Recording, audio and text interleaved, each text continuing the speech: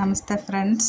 ఆషాఢ మాసంలో చాలా పర్వదినాలు మనకి వస్తుంటాయండి. ఎంతో భక్తిగా మనం పూజ చేసుకుంటాము. అలాగే మా ఇంట్లో ఇలా చేసుకుంటున్నానండి.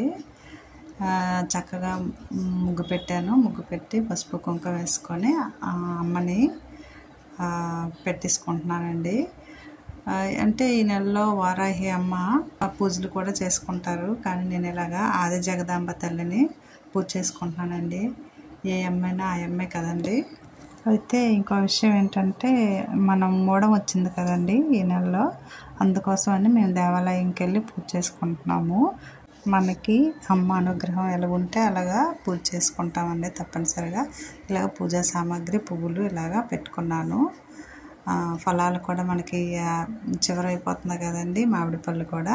అయితే ముఖ్యంగా నేను ఇక్కడ చూపిస్తుంది ఏంటంటే కాళ్ళకి మాత్రం తప్పనిసరిగా పసుపు రాసుకోవాలండి. అలా ఎలాగంటే ఫస్ట్ మనం ఒక క్లాత్ వేసుకోవాలి.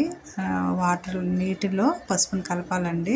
డైరెక్ట్గా మనం పసుపు చేతిలో వేసుకొని కాకుండా నీళ్ళతో ముందు కలిపేసి ముందు కుడి కాళ్ళకి అలాగా రాసుకోవాలండి. నేను ముందే 2 కాళ్ళకి కొద్దిగా రాసుకున్నాను స్నానం చేసేటప్పుడే.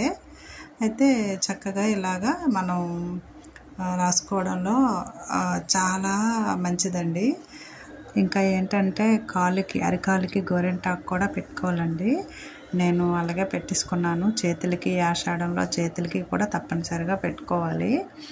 ఏంటంటే మనం ఈ సాంప్రదాయాలు చాలా ముందు నుంచి మనకున్న సాంప్రదాయాలు మనం వదులుకోకూడదండి, పాటించాలి. తెలియక చేయలేరు, కానీ తెలుసుకున్న తర్వాత కూడా మనం వాటిని వదులుకోకూడదు. ఇలాగా చక్కగా పట్టీలు నేను పెట్టుకున్నానండి. అమ్మ లక్ష్మీదేవి మనకి కరుణా కటాక్షాలు ఇస్తుంది తప్పనిసరిగా. పూజా మందిరానికి నేనేంటంటే ఈ చివరి నుంచి మా ఇంట్లో చక్కగా మాది బ్లాక్ గచ్చులు కదండి, చక్కగా ముగ్గులే పెట్టేసుకుంటానండి. అమ్మ లక్ష్మీదేవి వచ్చినట్టుగా నేను ఫీల్ అవుతాను. మనమే కదండి ఇంటికి ఇలానే మనం లక్ష్మీదేవులు అంటారు ఫ్రెండ్స్.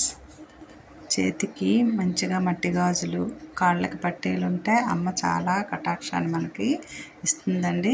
ఇదిగోండి ఇలాగా మన ముత్యాలమ్మ తల్లి చాలా సత్యమైన తల్లి అండి. అక్కడ ఇలాగా వారాహి అమ్మని కుంకుమ పూజలు సాయంత్రం పూట చేసుకోవాలండి.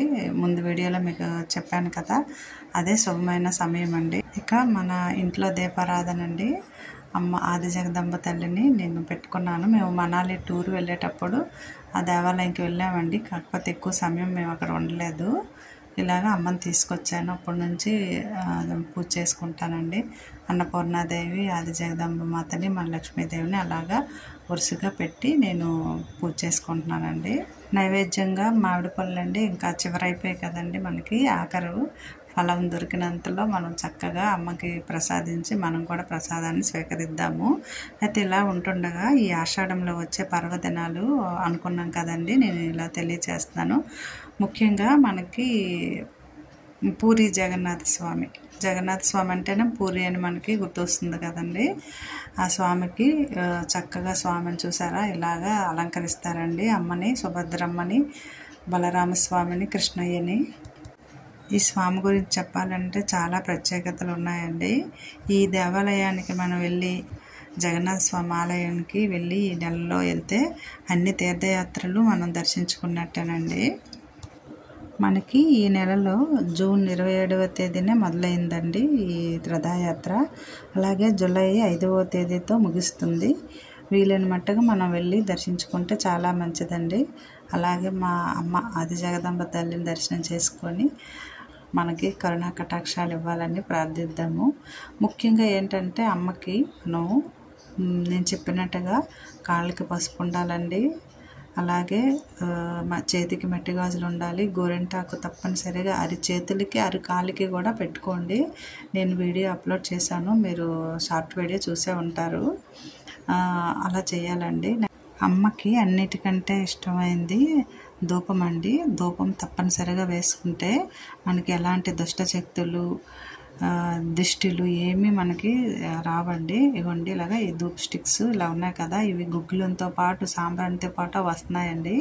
చాలా మంచిగా ఉంటున్నాయండి. అగ్గి మనకి నిప్పులు కావాలంటే మనకి సమయానికి తయారవ్వవు కదండి.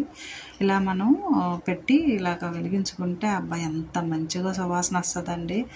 మనకే అంత అనిపిస్తుంది, అమ్మకి ఇంకెంతో ఆనందం అనిపిస్తుందండి. తప్పనిసరిగా ఈ ధూపాన్ని వేసుకోండి ఫ్రెండ్స్. ఇంకా ఈ నెలలో ఆషాఢ శుద్ధ ఏకాదశి ప్రత్యేకత అండి. ఈ ఏకాదశికి తొలి ఏకాదశి అని కూడా పేరండి. ఈ రోజున శ్రీమన్నారాయణుడు యోగనిద్రలోకి వెళ్ళి మళ్ళీ 4 నెలల తర్వాత మనం ఎంతో పవిత్రంగా పూజ చేసుకునే కార్తీక శుద్ధ ఏకాదశి నాడు మేల్కొంటారటండి. దీనిని శయన ఏకాదశి అని కూడా పిలుస్తారు. కొందరు ఈ తొలి ఏకాదశి రోజు ఉపవాసం ఉండి దీక్షని ఆరంభిస్తారండి. కనీసం ఈ ఏకాదశికైనా జాగరణ చేసి మర్నాడు విష్ణుమూర్తిని పూజ చేసి సకల శుభాలు కలుగుతాయని నమ్మకం అండి. పౌర్ణమి అండి, ఆషాఢ శుద్ధ పౌర్ణమిని వ్యాస పౌర్ణమి, గురు పౌర్ణమి అని పిలుచుకుంటాం కదండి. ఆ పౌర్ణమి కూడా చాలా మంచిదండి. శివపురాణం ప్రకారం ఆదియోగి ఆది గురువు అయిన పరమేశ్వరుడు ఆషాఢ పౌర్ణమి నాడే సప్త ఋషులకు జ్ఞానాన్ని బోధించారని చెప్తుంటారండి.